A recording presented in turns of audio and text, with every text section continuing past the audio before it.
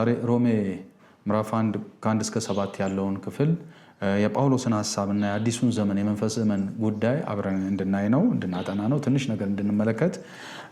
በዚህ ክፍል ጳውሎስ ሮሜ 1 ከ1 እስከ 7 ያለው እንዲህ ይላል። ጳውሎስ በክርስቶስ ኢየሱስ ባሪያ ሐዋርያ ሊሆን የተጠራ ለእግዚአብሔር ወንጌል የተለየ ስለዚህ ወንጌል በነቢያቱ በኩል በቅዱሳን መጻሕፍት አስቀድሞ ተስፋ ተሰጠው። ወንጌሉም ስለ ልጁ በሥጋ ከዳዊት ዘር ስለሆነ በቅድስና መንፈስ ደግሞ ከሙታን በመነሳት የእግዚአብሔር ልጅ መሆኑ በኃይል ስለተገለጠው በግሪክ ሆሪዞ ይባላል። ይሄ ቃል አፖይንትድ ወይም ስለተሾመው የሚል ቃል ነው። የተገለጠ የሚለው ቦታ ላይ አዲሱ መደበኛ ትርጉም አይ ቲንክ በዛ ነው የተጠቀመበት። ስለ ጌታችን ኢየሱስ ክርስቶስ ነው። በእርሱ በኩል ስለ ስሙ ከአሕዛብ ሁሉ መካከል ሰዎችን በእምነት አማካኝነት ወደሚገኘው መታዘዝ ለመጥራት ጸጋና ሐዋርያነትን ተቀበልን ይላል። እናንተ ራሳችሁ ለኢየሱስ ክርስቶስ እንዲሆኑ ከተጠሩ መካከል ናችሁ። በእግዚአብሔር ለተወደዳችሁና ቅዱሳን ለመሆን ለተጠራችሁ በሮም ላላችሁ ሁሉ ከአባታችን ከእግዚአብሔር ከጌታችን ከኢየሱስ ክርስቶስ ጸጋና ሰላም ለእናንተ ይውላል። በዚህ ክፍል ውስጥ 5 ነገሮችን አብረን እንድናይ ፈቅዳለሁ እና ወዳለው። በዚህ ክፍል የመጀመሪያው በዚህ ክፍል የቀረበው ሐሳብ አብዛኛው ተርጓሚዎች ጳውሎስ የጥንታዊ ክርስቲያኖች ስለ ኢየሱስ የሚናገር መዝሙር ወይም በመዝሙር መልክ የቀረበ የሃይማኖት መግለጫ በመጀመሪያዎቹ ክርስቲያኖች መካከል በስፋት ከተሰራጨው መዝሙር እየጠቀሰ እንደሆነ ያስባሉ ሊቃውንት። ምናልባትም ክፍሉ በሁለት አዝማች ሊገለጽ የሚችል ነው ተደርጎ የሚታሰበው። በሁለተኛ ደረጃ ደግሞ ነገረ መለኮታዊ ምልከታውን ስንመለከት የኢየሱስ ትንሣኤ ኢየሱስ ቀድሞ የነበረ ማንነት ግልጽ አድርጓል ማለት አይደለም። ይልቁን የኢየሱስ ትንሣኤ የኢየሱስን ቀድሞ የነበረ ማንነት ሳይሆን ግልጽ ያደረገው ሙሉ በሙሉ መሲሐዊ የመቤዠት ስራ በተመለከተ ያንን ስራ በመደምደም በእርሱ ለሚያምኑ ሁሉ መዳንን ለማውረስ መሾሙን የሚገልጽ ነው። ሆሪዞ የምትለዋ ቃል የምታሳየው ምን ማለት ነው? በትንሣኤ እንደ ቅድስና መንፈስ ከሙታን በመነሳት በኃይል እግዚአብሔር ልጅ ስለተደረገ ወይም ሆኖ ስለተገለጠ የሚለው ቃል ኢየሱስ ቀድሞም የነበረ አምላክ ነው፣ ከጥንትም የነበረ ነው፣ ከመጀመሪያም እሱ ነበረ።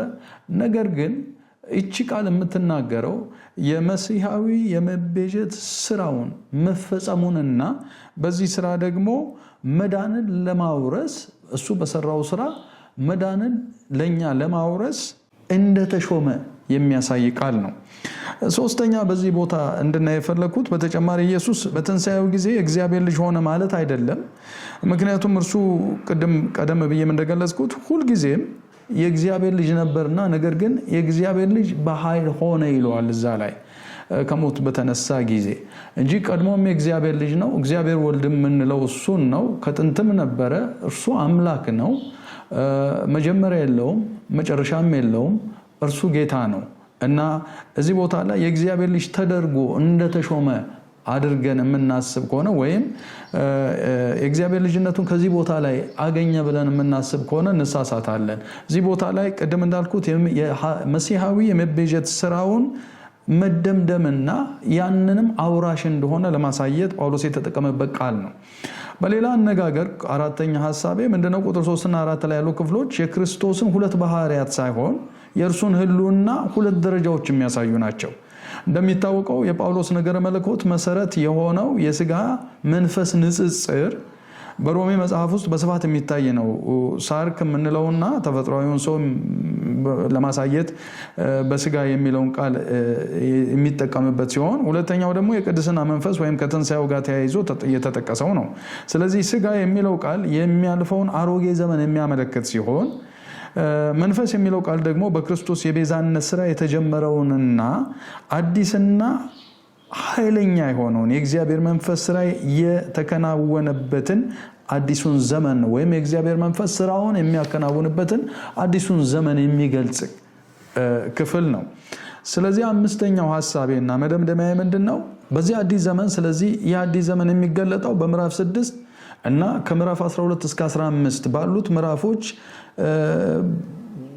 የሚገለጥ ነው ምክንያቱም ጳውሎስ በአውዳዊ መልክ ያስቀመጠው ክፍል ስለሆነ ማለት ነው አማኞች በዋጃቸው ወይም ለዋጃቸው ጌታ በሚያሳዩት የመታዘዝ ህይወት የሚገለጥ ነው አዲሱ ዘመን ማለት ነው ጳውሎስ ለሰበካቸው ነገሮች ምን ላይ ስንሰጥ ያን ጊዜ ነው አዲሱ የመንፈስ ዘመን እንደገባን የሚታወቀው ወይም በአዲሱ የመንፈስ ዘመን ውስጥ መገኘታችን የሚታወቀው ስለዚህ ስንደመድመው ቅዱሳን አምስተኛ ስለዚህ ይህ አዲስ ዘመን ማለት ነው የሚገለጠው በምዕራፍ 6 እና ከ12 እስከ 15 ምዕራፍ 12 እስከ 15 ባሉት የሮሜ መጽሐፍ ክፍሎች እንደተገለጠው አማኞች ለዋጃቸው ጌታ በሚያሳዩት የመታዘዝ ህይወት የሚገለጥ አዲስ የመንፈስ ህይወት ዘመን ነው ያለን